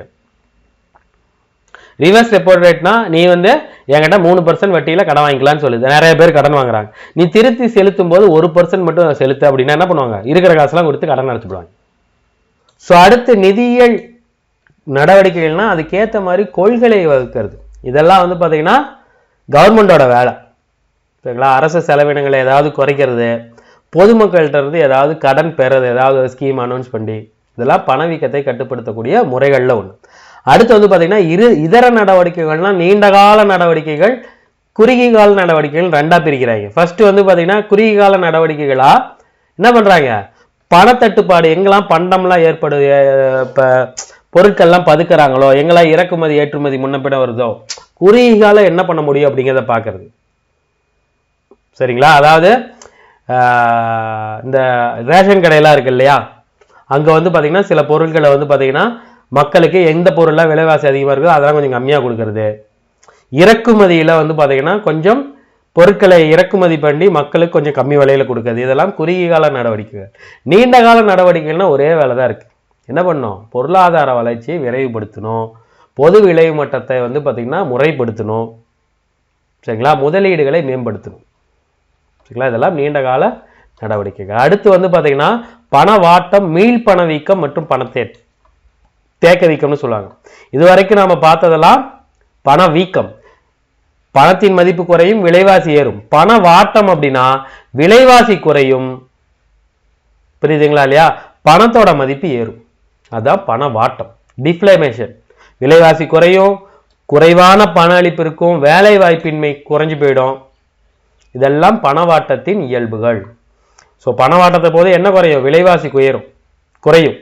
இதனால நுகர்வோருக்கு விரும்பத்தக்க அளவு, நம்ம விலைவாசி குறையும் போது பொருளை வாங்கலாம், ஆனா அதை விற்கக்கூடியவனுக்கு அது நல்லதா இருக்காது இல்லையா. விலைவாசி குறையுது, அதனால நீங்க சில பொருட்களை வாங்கலாம். விலைவாசி குறையும் போது உற்பத்தியும் குறையும், உற்பத்தி குறையும் போது வேலை வாய்ப்பும் போகும். ஸோ முழு வேலை வாய்ப்பு நிலை இருக்கு, எல்லாத்துக்கும் எல்லா நிலையும் விலையிலும் வேலையும் இருக்கு, மேனுஃபேக்சரிங் அதிகமா இருக்கு, விலையும் குறையுது அப்படிங்கிறது தான் அது ஒரு திருப்தியான பணவாட்டமா இருக்கும். மீள் பணவீக்கம் அப்படின்னா வேலை வாய்ப்பினை பாதிக்காத வகையில் கடன்களை கட்டுப்படுத்துவது. வேலை வாய்ப்பினை பாதிக்காத வகையில் கடன்களை கட்டுப்படுத்துறது தான் பார்த்தீங்கன்னா மீள் பணவீக்கம். பணவீக்கத்தை மீழ்ச்சி கொண்டு வர்றது. ஸோ இது எப்படி வரையறுக்கலாம்னா, வேலை வாய்ப்பின்மையை ஏற்படுத்தாமலும் உற்பத்தி அளவுகளும் குறைப்பாமலும் பணவீக்கத்தை திரும்ப செயல்படும் முறை. யாருக்கு எந்த பாதிப்பும் இல்லாம பணவீக்கத்தை சரி பண்றது. தேக்க வீக்கம் அப்படின்னா ஒரு பொருளாதார வளர்ச்சியில தேக்க நிலையும் வேலை வாய்ப்பின்மையும் அதிக அளவிலான பணவீக்கமும் இருந்துச்சு அப்படின்னா ஸ்டாக்ஃப்ளமேஷன் இந்த மாதிரி இருந்துச்சுன்னா நாடு திவாலாகி போயிடும். சரியா? அடுத்து வணிக சூழல் சுழற்சியின் பொருள். ஒரு வணிகம் பாருங்க, இது ரொம்ப சிம்பிளா சொல்றேன், இவங்க ரொம்ப ரொம்ப குழப்பிருப்பாங்க. ஸோ வணிகம் அப்படின்னா வேலை வாய்ப்பு, உற்பத்தி, வருமானம் எல்லாத்தையும் உள்ளடக்கியதான் பொருளாதார நடவடிக்கை. ஒரு நாட்டோட வணிக சுழற்சி, வணிக சூழல் தான் பார்த்தீங்கன்னா அந்த பொருளாதார வளர்ச்சியை நிர்ணயிக்குது. அதற்கான இலக்கணம் என்ன அப்படின்னா, உயர்கின்ற விலைகளையும் குறைந்த வேலையற்றோர் விழுக்காட்டையும் கொண்ட நல்ல வணிக காலங்களையும் குறைந்த விலைகளையும் மிகுகின்ற வேலையில்லா திண்டாட்ட சதவீதத்தையும் கொண்ட கெட்ட வணிக காலங்களையும் உள்ளடக்கியதுதான் வணிக சூழல் சொல்றாங்க. விலை உயருது, வேலையற்றோட விழுக்காடும் குறையுது, விலையும் குறையுது, வேலையிட்ட அதிகமான வேலையில்லாத திண்டாட்டம் எல்லாத்தையும் உள்ளடக்கியதான் வணிக சூழல். ஸோ வணிக சூழலின் கட்டங்கள் அப்படின்னு பார்த்தீங்கன்னா தொழில் பண்ற எல்லாரும் இதை பேஸ் பண்ணுவாங்க. நான் இதை உங்களுக்கு சிம்பிளா சொல்றேன். ஃபர்ஸ்ட் பார்த்தீங்கன்னா பின்னிறக்கம், வளர்ச்சி, அதாவது மீட்சி, பூரிப்பு, மறுபடியும் பின்னிறக்கம், மறுபடியும் மீட்சி, மறுபடியும் பூரிப்பு. இந்த 3 வகையில தான் பார்த்தீங்கன்னா வணிக சுழற்சியா இருக்கும். ஃபர்ஸ்ட் பூம் ஆகும். பூரிப்பு கட்டம்னா பூம். அதாவது நீங்க ஒரு பொருளை வித்துட்டு இருக்கீங்க, மேனுஃபேக்சரிங் பண்ணி வித்துட்டு இருக்கீங்க, திடீர்னு அந்த பொருள் நல்லா சேல்ஸ் ஆகுது. அப்ப என்ன பண்ணுவீங்க? நிறைய உற்பத்தி பண்ணுவீங்க, நிறைய பேர்த்த பார்த்தீங்கன்னா வேலைக்கு எடுப்பீங்க, உங்க லாபம் அதிகமா இருக்கும், உங்களோட பண்டங்களோட உற்பத்தி அதிகமா இருக்கும், கூலி அதிகமா இருக்கும், வட்டி விகிதம் வாங்குவீங்க, வங்கிக்கான கடன் தேவை வரும், தன்னம்பிக்கை வரும், நம்பிக்கை வரும், தொழிலை பெரிய அளவில் கொண்டு போவீங்க. பூரிப்பா இருக்கேன், நான் என்ன இவ்வளவு புஷ்டியா இருக்குன்னா பூரிப்பு, நல்ல வருமானம்னு சொல்லுவாங்களா, அதான். பின்னிறக்கம் அப்படின்னா ரெஃப்ளெக்ஷன். ஒரு பிஸ்னஸ் ஃபர்ஸ்ட் ஆரம்பிக்கும் போது எப்படி இருக்கும் தெரியுங்களா? ஃபர்ஸ்ட் ஆரம்பிக்கும் போது கொஞ்சம் டவுனா அப்படியே ஆரம்பிக்கும், அப்புறம் திடீர்னு அப்படியே பெரிய லெவலில் வளரும், வளர்ந்து ஒரு கட்டத்தில் மறுபடியும் பிஸ்னஸ் நின்று போயிடும். இந்த இறங்க ஆரம்பிக்குது இல்லை, இறங்க ஆரம்பிக்கிறது தான் பின்னிறக்கம்னு சொல்லுவாங்க. பூரிப்பு நிலையில் அந்த இதில் என்ன பண்ணுவீங்க? நிறைய பேர்த்து வேலைக்கு அனுப்பியிருப்பீங்க, நிறைய மிஷினை வாங்கியிருப்பீங்க, நிறைய மேனுஃபேக்சரிங் பண்ணுவீங்க, விற்கிறது குறைஞ்சி போயிடும். ஏன்னா தேவைக்கு அதிகமாக உற்பத்தி பண்ணுறீங்கல்ல, விற்கிறது குறைஞ்சதுக்கப்புறம் மறுபடியும் உங்களுக்கு இப்போ உற்பத்தி குறையும், பணக்கூலி குறையும், வட்டி வீதம் குறையும், நிறுவனங்கள் தோல்வியடைய தோங்கும். நிறைய பேர்த்த பார்த்தீங்கன்னா வேலையை விட்டு தூக்குவாங்க, போச்சு தேவையில்லாமல் அகலக்கால் வச்சுட்ட மாட்டிருக்கு அப்படின்னு நம்பிக்கை விட்டுருவாங்க. உடனே அதுக்கு அந்த தொழிலுக்கு முதலீட்டை குறைப்பாங்க, உற்பத்தி அதிகரிக்கும், உற்பத்தி குறைப்பாங்க, வருமானம் குறைஞ்சி போயிடும், பங்கு சந்தையோட வீழ்ச்சி, இதனால பயந்துக்குவாங்க. என்ன பண்ணுவாங்க? பணத்தை ரொக்கமாக கையில் வச்சுக்கலாம், எப்போ வேணாலும் திவால் ஆகும் அப்படிங்கிற மாதிரி நடவடிக்கையில் வருவாங்க. அப்புறம் மந்தமாக இருக்கும். 3வது சூழ்நிலை மந்தம். இயல்பு நிலைக்குள்ள ரொம்ப குறைஞ்சி நிறுவனங்கள் நட்டத்துக்கு போகும், மூடுவாங்க, வேலை வாய்ப்பு குறையும், எல்லாத்தையும் வேலை விட்டு தூக்குவாங்க. இந்த மாதிரி சமயத்தில் அந்த பொருளுக்கும் அதிகமாகும், உழவர்கள் கூலி வேலை செய்பவங்களாம் திடீர்னு தூக்கிடுவாங்க, திடீர்னு வாங்கிறது நிறுத்திடுவாங்க. மோசமான கட்டம். இதில் பார்த்தீங்கன்னா இந்த கட்டத்தை என்னன்னு சொல்லுவாங்க? தொட்டின்னு சொல்லுவாங்க. தொட்டினா அந்த தொட்டிகளை போய் நீங்கள் விழுந்துருவீங்க. உங்களை தூக்கிறதுக்கு யாராவது ஒருத்தர் வரணும். திடீர்னு கவர்மெண்ட் ஏதாவது ஒரு ஸ்கீமை ரெடி பண்ணும், திடீர்னு மானியங்கள் கொடுக்கும், திடீர்னு ஏதாவது வாங்கிக்கும். மீள முடியாத நிலை தான் தொட்டி. அதற்கப்புறம் மீட்சி அப்படிங்கிறது இது எல்லா பிரச்சனையிலேருந்தும் வெளியே வருது, அதுதான் மீட்சி. மறுபடியும் பிஸ்னஸ் பூமாகவும், மூலப்பொருட்களுக்கான தேவை அதிகமாகும், மறுபடியும் முதலீடுகள் கிடைக்கும், உற்பத்தி அதிகரிக்கும், வேலை வாய்ப்புகள் கூடும். இதோட இந்த பாடம் முடியுது. ரொம்ப ஈஸியான பாடம் தான், கண்டென்ட் பெருசானா ரொம்ப ஈஸியான பாடம் தான். ஸோ இதற்கான இங்கேயே கொடுத்துட்டாங்க புக் பேக், கேள்விக்கான ஆன்சரு இங்கேயே இருக்கு, எல்லாம் பார்த்துருங்க. சரியாங்க? பாருங்க, விலைவாசி மெதுவாக உயரும் போது ஏற்படுவது மிதமான பணவீக்கம். 19க்கு நான் நடத்துன்னு வச்சு சொல்றேன், 19க்கு ஆவா பாருங்க, 19க்கு ஆ படிச்சிருந்தீங்கன்னா அதெல்லாம் ஈஸியாக போட்டுடலாம். பற்றட்டை என்பது எதுக்கு எடுத்துக்காட்டு? நெகிழிப்பணம். 16க்கு என்ன பாருங்க, நெகிழி பணமா? பார்த்தீங்களா? நல்ல வீடியோ கவனிச்சிங்கன்னா அசால்ட்டா போட்டு போயிடலாம். சரியா? ஓகே ஃப்ரெண்ட்ஸ், கிட்டத்தட்ட 1 hour பக்கமாக ஆயிடுச்சு. இந்த வீடியோவை பார்த்துட்டு பாடம் படிச்சுன்னா உங்களுக்கு ஈஸியாக இருக்கும். ஸோ இதே மாதிரி இன்னொரு பயனுள்ள வீடியோவில் நம்ம சந்திப்போம். தேங்க்யூ.